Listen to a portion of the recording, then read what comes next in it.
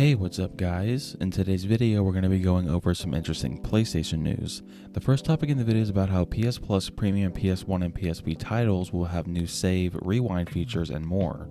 Reading from GameRant, according to Sony, some of the classic PS1 and PSP games will run better on PS Plus Premium than they did on the original PlayStation and PlayStation Portable consoles. What this means is that fans can look forward to better frame rates and higher resolution retro games. Not only that, some of the PS1 and PSP games will also have a brand new UI that gives players extra tools to make the retro gaming experience a little easier. Simply put, there are some mechanics in retro games that have not aged well, like obnoxiously spaced checkpoints and cheap deaths. Select PS1 and PSP games will give PS Plus Premium subscribers the option to save their games whenever they want. And beyond that, they will also be able to rewind the games as well. It's unclear which games will offer these features and which won't, and it's also unclear why there's a discrepancy at all, but more information should come to light either closer to launch or when the service goes live in June. So yeah, obviously this is very good news for people that are going to be subscribing to PS Plus Premium.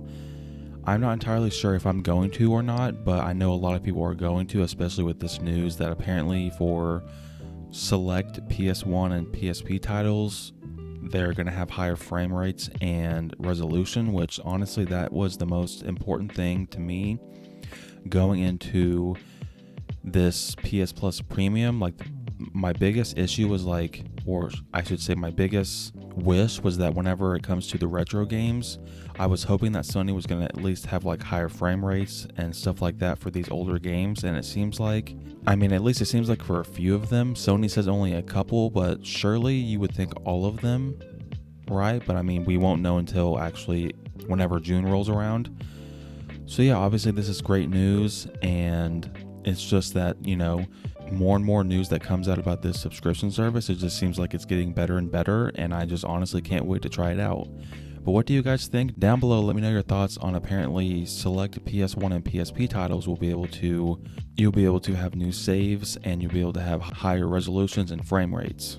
Moving on to the next topic in the video, we're going to be going over a rumor regarding the Silent Hill 2 remake. Reading from PlayStation Universe, Silent Hill 2 remake is reportedly in development at Bloober Team. Bloober Team was reportedly working on a Silent Hill 2 remake, according to Twitter user Nate the Hate, who had his post corroborated by respected journalist Jeff Grubb.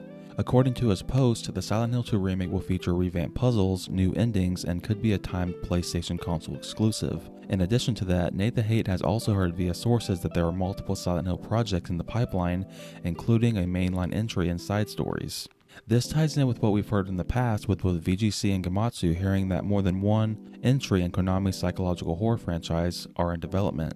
In addition, Bloober Team has confirmed that it is working on a horror game with a major publisher, which later turned out to be Konami, so all this sounds very Silent Hill-ish. Last week, concept art for what is allegedly a new Silent Hill game was leaked online by Resident Evil tipster Dusk Golem before hastily being removed due to a copyright claim. So yeah, over the weekend and late last week, there has been rumors going around how there's a lot of Silent Hill games that are in the works, and apparently one of these games is being made by Bloober Team. I'm not too familiar with Bloober Team. Apparently they're like a smaller development studio, so it kind of makes sense why they would be working on a remake, because they already have the source material. You can't really go wrong as long as they don't really change the things that made the game great, because apparently I've heard that, even though I've never played it, apparently a lot of people say that Silent Hill 2 is one of the best horror games of all time. Obviously there is pressure if that's true. Yeah, and also apparently there's a mainline entry that is apparently being developed as well, but we don't know who is currently working on it.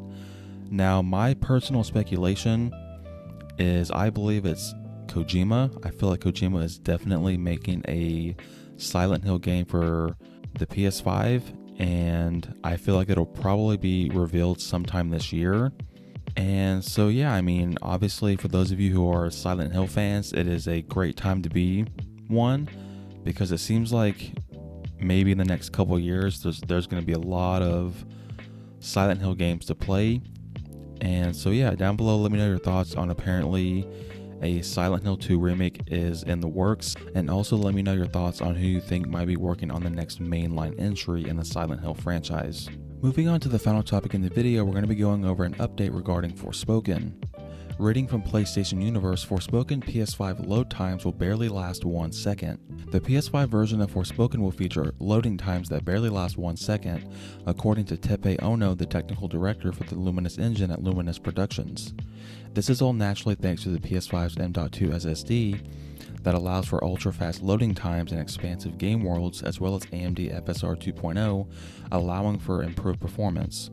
Elsewhere, the PC version of the game will offer multiple graphics settings, allowing the game to run on different hardware setups. PS5 boasts incredibly fast load times due to the dedicated hardware. With the PC equipped with the M.2 SSD, players will be able to enjoy gameplay without having to worry about load times on both PS5 and PC. So yeah, I mean, even though I'm not too excited for Forspoken, this is obviously very, very good news for the game itself, because this might end up being, if this ends up being true, this might be the fastest loading game for the PS5 to date, because I think as of now, the fastest loading game is Miles Morales, and that takes like 3.5-4 seconds to load, which is insanely fast. If Forspoken really does only have like 1 second or even less than that when it launches, like that would be absolutely insane. And I mean, I hope that is true, because that would just be awesome for like just, you know, the future of gaming, because if Forspoken can pull that off, then surely games going forward into 2023 and beyond, maybe we can even get down to half a second or even literally instant load times. And so yeah, I thought I'd just give you guys this quick update on Forspoken.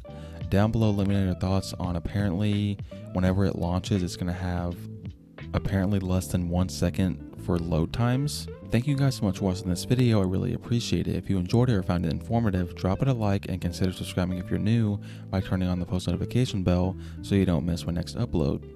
Until next time, guys, take care.